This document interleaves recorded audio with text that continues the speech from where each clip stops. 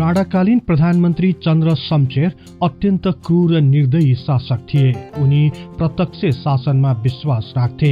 प्रधानमन्त्री भए लगत्तै उनले आफ्ना विरोधीहरूको नामो निशान मेटाउनमा कुनै कसर बाँकी राखेनन्। केही लेखकहरूले उनको समयलाई एकतन्त्रीय निरङ्कुश शासनको चरम बिन्दुको रूपमा उल्लेख गरेका छन्। चन्द्र शमशेर निरङ्कुश शासक भए तापनि उनले विकासका केही उदाहरणीय कार्यहरू पनि सम्पन्न गरेका थिए। 29 वर्षसम्म एक छत्र शासन गरेका प्रधानमन्त्री चन्द्र शमशेरले के कस्ता उपयोगी कार्यहरू गरे, यसबारे आजको कार्यक्रममा चर्चा गर्नेछौँ। विश्वास छ सदाझै यो कार्यक्रमलाई पनि उत्तिकै मन पराइदिनुहुनेछ।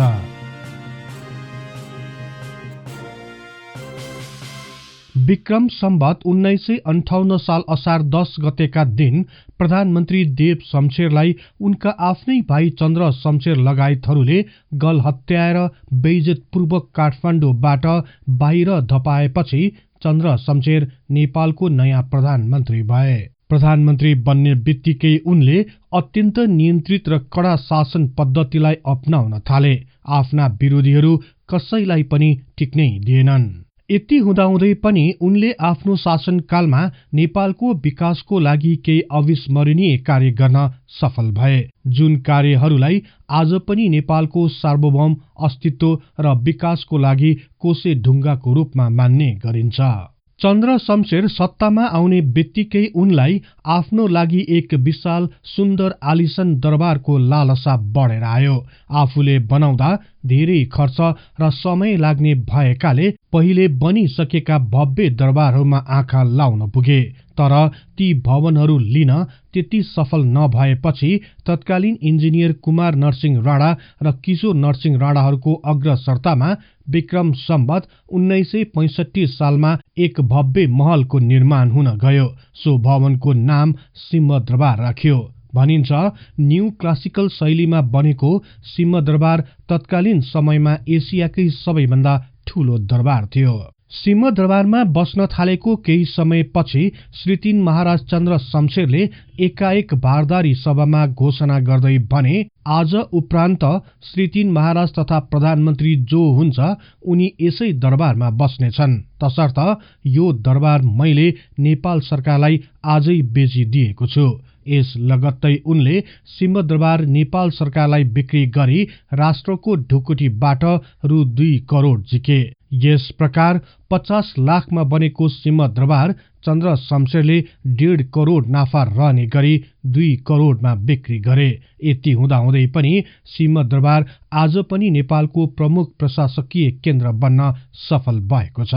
त्यस्तै अर्को महत्वपूर्ण सम्पदा छ फर्पिङ जलविद्युत गृह। चन्द्र शमशेरले काठमाडौँमा नै विद्युत परियोजना प्रारम्भ गर्ने विचार गरे। यसपछि उनले अंग्रेज इन्जिनियरहरूलाई बोलाएर सर्वे गराए। यस लगत्तै फर्पिङमा विद्युत गृहको निर्माण सुरु भयो। निर्माण सम्पन्न भएपछि विक्रम सम्वत 1968 साल जेठ 9 गतेका दिन राजा पृथ्वी वीर विक्रम शाहबाट सो विद्युत गृहको उद्घाटन गरियो। एसियाकै दोस्रो सफल परियोजना रहेको सो विद्युत गृहबाट पहिलो पल्ट काठमाडौँमा विद्युत बाल्न सुरु गर्यो र सो बिजुलीलाई चन्द्र ज्योति प्रकाश भनिन थाल्यो। यही समय ताका चन्द्र शमशेरले अर्को एक उदाहरणीय कार्य गर्न सफल भए। कुनै पनि राष्ट्रको जनगणनाबाट नै राष्ट्रिय योजनाहरू तयार हुने गर्दछ। नेपालमा जंगबहादुर राणाको पालामा जनगणना सुरु गरिएको भए तापनि सो जनगणना नियमसङ्गत तरिकाले गरिएको थिएन। तर विक्रम सम्वत 1968 सालमा प्रधानमन्त्री तथा महाराज चन्द्र शमशेरले विधिवत रूपमा राष्ट्रिय जनगणनाको प्रचलन सुरु गरे। यसपछि नियमित र प्रणालीगत रूपमा हरेक 10 वर्षमा नेपालको जनगणना गरिँदै आएको छ। सो प्रथम राष्ट्रिय जनगणना अनुसार नेपालको जनसङ्ख्या 56,38,649 थियो। यो जनगणनामा व्यक्तिको अचल सम्पत्ति र चौपाय बाहेक अन्य तथ्याङ्कहरू समावेश गरिएको थिएन। यस्तै भाषा, साहित्य, संस्कृति र शिक्षाको सम्वर्धन र विकासको लागि विक्रम सम्वत 1970 सालमा महाराजा चन्द्र शमशेरले सरकारी स्तरबाट गोर्खा भाषा प्रकाशनी समितिको स्थापना गरे। यही गोर्खा भाषा प्रकाशनी समिति मार्फत नेपाली भाषाका पाठ्य सामग्रीहरूको प्रकाशन र भाषामा एकरूपता ल्याउने काम हुन गयो। नेपाली जनता शिक्षित भएमा एकतन्त्री हुकुमी शासन दिगो रहन सक्दैन भन्ने कुरा चन्द्र शमशेरलाई राम्ररी थाहा थियो। यही भएर प्रधानमन्त्री देव शमशेरले नेपालमा शिक्षाको विकासमा निकै खुकुलो नीति अपनाएपछि चन्द्र शमशेर सहित केही असन्तुष्टहरूले उनलाई गलहत्याएर पदत्याग गर्न बाध्य पारेका थिए। यही कारण पनि चन्द्र शमशेरले सत्ता हात पारेपछि लामो समयसम्म शिक्षामा खासै प्रगति गरेनन्। तर विक्रम सम्वत 1975 सालमा नेपालमा शिक्षाको आवश्यकताको महसुस गरी काठमाडौँ स्थित घण्टाघर नजिकै त्रिभुवन चन्द्र कलेजको स्थापना गरियो। तर सो कलेजको उद्घाटन भने विक्रम सम्वत 1976 साल असोज 17 गतेको दिन राजा त्रिभुवनबाट भयो। यसरी त्रिचन्द्र कलेजको स्थापनासँगै नेपालमा उच्च शिक्षाको विधिवत सुरु हुन गयो। तत्कालीन समयमा तराई क्षेत्रबाट काठमाडौँसम्म माल सामानहरू ल्याउन निकै कठिन पर्थ्यो। तराईबाट चुरे हुँदै हेटौडा छिर्न त्यति सजिलो थिएन। यही भएर चुरे पहाडको भित्र हुँदै मकवानपुर र बारा जोड्ने 9 फिट चौडाई र 10 फिट उचाइको 500 मिटरको सुरुङ बनाउने काम सुरु भयो। इन्जिनियर दिल्लीजङ थापाले विक्रम सम्वत 1975 सालमा डिजाइन गरेको उक्त सुरुङ बनाउन चन्द्र शमशेरले नेपाली सेना खटाएका थिए। स्विस भूगर्भविद टोनी हेगनले आफ्नो पुस्तक the Himalayan kingdom of Nepal नामक पुस्तकमा यो सुरुङ मार्गको बारेमा उल्लेख गर्दै एसियाकै यो पहिलो मानव निर्मित सुरुङ मार्ग हुन सक्ने बताएका छन्। सुरुङसँगै चुरिया माईको मन्दिर भएकोले यसलाई चुरिया सुरुङ भनी चिनिने गरिन्थ्यो। तत्कालीन समयमा सती प्रथाले निकै ज्वरो गाडेको थियो। जङ्गबहादुर राणाले पनि सती प्रथाको अन्त्य गर्न केही कदम चलाएको भए तापनि पूर्ण रूपमा निर्मूल पार्न सकिएको थिएन। तर चन्द्र शमशेरले सती प्रथालाई कानून बनाएर निकै कडाइका साथ प्रतिबन्ध लगाए। लोग्ने मरेपछि चितासँगै श्रीमतीले पनि जिउँदै जलेर प्राण त्याग्नुपर्ने जस्तो क्रूर अमानवीय सती प्रथाको विधिवत अन्त्य विक्रम सम्वत 1977 साल असार 25 गतेदेखि लागू हुने गरी घोषणा गर्यो। चन्द्र शमशेर एक निरङ्कुश शासक भए तापनि उनीभित्र केही प्रजातान्त्रिक संस्कार पनि रहेको थियो। यही कारण विक्रम सम्वत 1979 सालमा दासत्व मोचन अर्थात् कमरा कमरी प्रथा अन्त्य गर्ने बारे विशेष छलफल गर्न भारदारी सभा बोलाए। सोही सभामा आवश्यक खर्चहरू कसरी बेहोर्ने भन्ने विषयमा गहन छलफल भयो।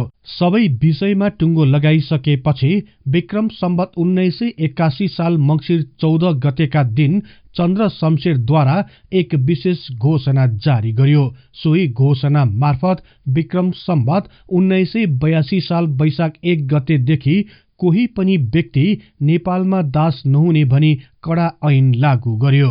यसपछि 59,000 भन्दा केही बढी संख्या रहेको दास दासीहरू मुक्त गराइए र उनीहरूलाई बस्ने र जीविकोपार्जनको व्यवस्था पनि मिलाइयो।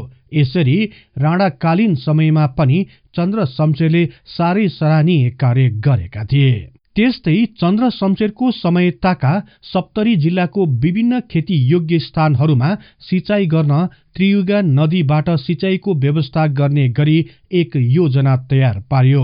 प्रधानमन्त्री चन्द्र शमशेरले सो योजनालाई स्वीकार गर्दै एक नहर बनाउन निर्देशन दिए। यसपछि विक्रम सम्वत 1979 सालमा थालनी गरी विक्रम सम्वत 1985 मा यो नहरको निर्माण कार्य सम्पन्न भयो। प्रधानमन्त्री चन्द्र शमशेरको पालामा बनेको सोही नहरलाई चन्द्र नहर बनिन थाल्यो। नेपालको पहिलो सिभिल इन्जिनियर दिल्लीजङ थापाले तयार पारेको खाकाको आधारमा निर्माण गरिएको चन्द्र नहर नेपालको सिंचाइ प्रणालीको गौरवशाली इतिहास बन्न गयो।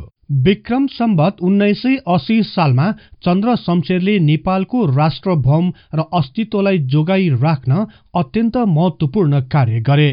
विक्रम सम्वत 1980 साल भन्दा अगाडिसम्म बेलायत सरकारको काठमाडौँमा औपचारिक दूतावास थिएन।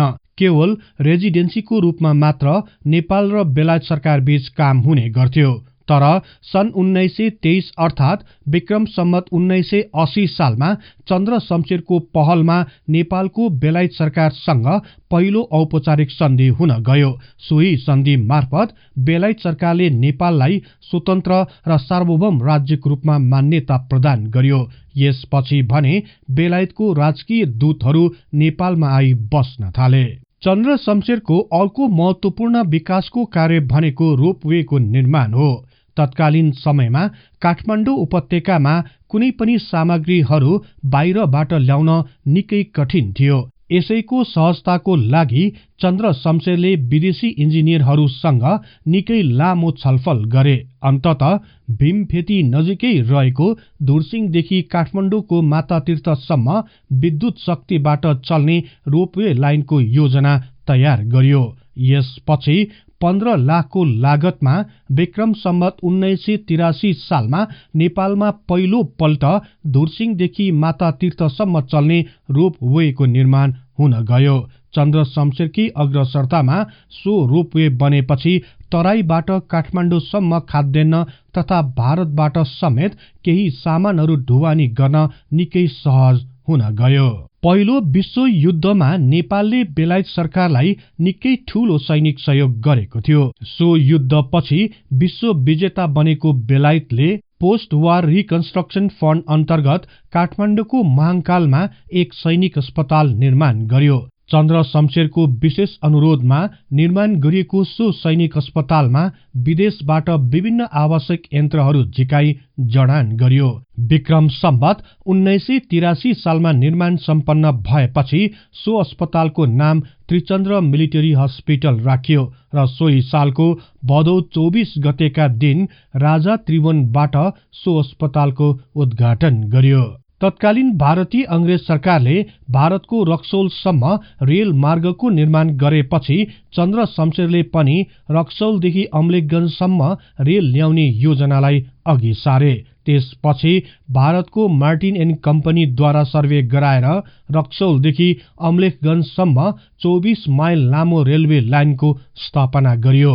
विक्रम सम्वत 1984 सालमा रेलवे सेवा निर्माण पूरा भएपछि तत्कालीन सरकारले नेपाल गभर्मेन्ट रेलवे स्थापना गरी राजा त्रिभुवनबाट उद्घाटन गरियो। यसपछि तराई र भारतबाट काठमाडौँ आउन तथा सामान ल्याउन निकै सहज बन्न गयो। यसदेखि बाहेक पनि प्रधानमन्त्री चन्द्र शमशेरले विभिन्न सामाजिक, आर्थिक, प्रशासनिक, सैन्य, न्याय, स्वास्थ्य र विकासका पूर्वाधारहरूको क्षेत्रमा निकै राम्रा कार्यहरू गरे।